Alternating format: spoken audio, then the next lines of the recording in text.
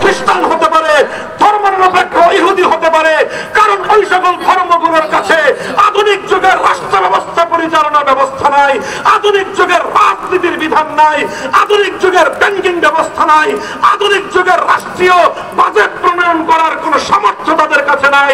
এই জন্য ওই ধর্মগুলো তারা যেহেতু রাজনৈতিক বন্দোবস্ত দিতে অক্ষম, এই জন্য ওরা ন্যাস নাড়ানোর কথা বলবে। মুসলমানের কাছে কোরআন আছে, মুসলমানের কাছে নবীর আদর্শ আছে, মুসলমানদের কাছে সর্বশ্রেষ্ঠ রাজনৈতিক বন্দোবস্ত আছে, মুসলমানদের কাছে আল্লাহর দেওয়া জীবন ব্যবস্থা, আল্লাহর দেওয়া রাষ্ট্র ব্যবস্থা আছে। মুসলমান কোনদিন ধর্মনিরপেক্ষতার মতো লেজ নাড়ানোর প্রতিযোগিতায় নামবে না।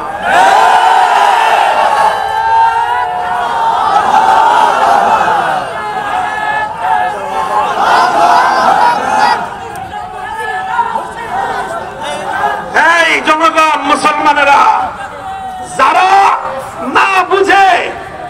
না বুঝে সেকুলারিজমের পক্ষে কথা বলেন, আপনি ইসলাম সম্পর্কে জানেন না, এটা আপনার মূর্খতা।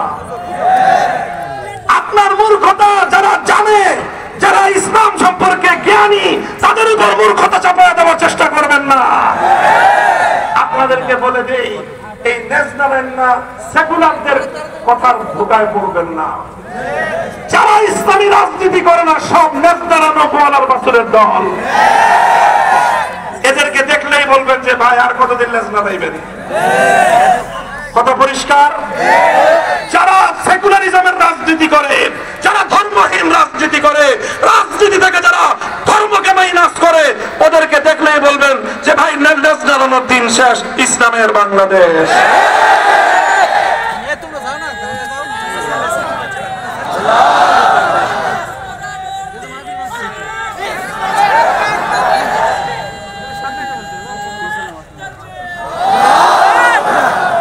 আগামী ত্রয়োদশ জাতীয় সংসদ নির্বাচনের অন্যতম স্লোগান হবে লেজ নাড়ানোর দিন শেষ,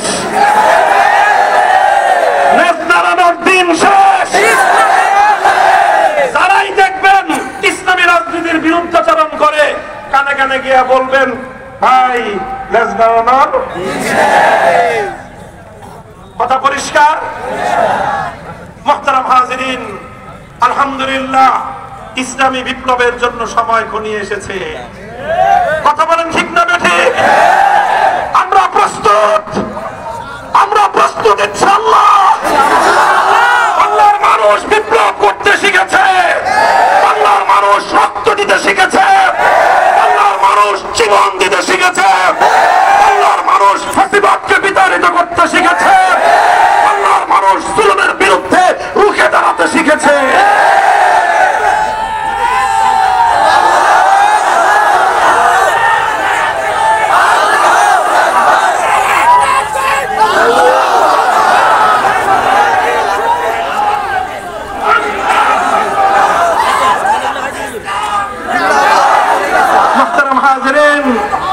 কথা পরিষ্কার। ভাই বিপ্লবের জন্য বড় রাজনৈতিক দল লাগে না, বিপ্লবের জন্য বড় নেতার প্রয়োজন হয় না। 2024-এর জুলাই বিপ্লবে বড় রাজনৈতিক দলের নেতৃত্বের দরকার হয় নাই, বিপ্লবে বড় নেতার প্রয়োজন হয় নাই। ছাত্র জনতা ভারতীয় আধিপত্যবাদের কেনা গোলাম শেখ হাসিনাকে বাংলার মাটি থেকে ঝাঁটাপেটা করে বিদায় করেছে। জুলাই বিপ্লব ছিল ইসলামী বিপ্লবের পূর্বাভাস, জুলাই বিপ্লব ছিল ইসলামী বিপ্লবের পূর্বাভাস। জনগণ, আমরা বলে যাই, আমরা অনেক বাংলাদেশ দেখেছি,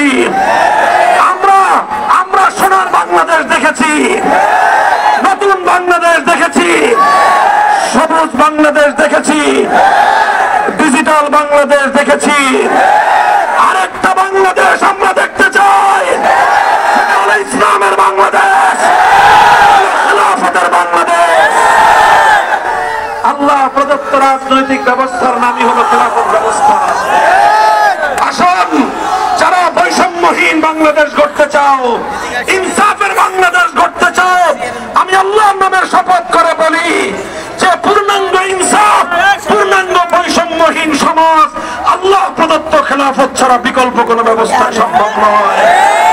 কাজেই আসো হে তরুণ, হে যুবক, হে নারী, হে পুরুষ, হে মুসলিম, হে হিন্দু, বৌদ্ধ, খ্রিস্টান, ধর্ম বর্ণ নির্বিশেষে প্রতিটি মানুষের জন্য আমাদের একই স্লোগান, ধর্ম বর্ণ ভিন্ন মত,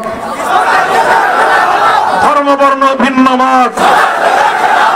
ইনশাআল্লাহ আগামী জাতীয় ত্রয়োদশ নির্বাচনে মাওলানা আব্দুল আহাদকে নাটোর 1 আসন থেকে, মাওলানা মাহবুবুর রহমান মাহতাবী সাহেবকে নাটোর 2 আসন, মুফতি রুহুল আমিনকে সিংড়া নাটোর 3 আসন থেকে রিকশা প্রতীকে খেলাফতের মনোনীত প্রার্থী হিসেবে আপনাদের কাছে দিয়ে গেলাম।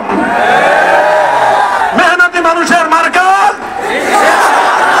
খেলাফতের মার্কা, ইসলামের মার্কা, বাংলাদেশের মার্কা। ইনশাআল্লাহ আগামীর বাংলাদেশ হবে ইসলামের বাংলাদেশ।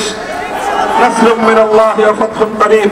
ওয়া আখিরু দাওয়ানা আলহামদুলিল্লাহি রাব্বিল আলামিন। আসসালামু আলাইকুম ওয়া রাহমাতুল্লাহ।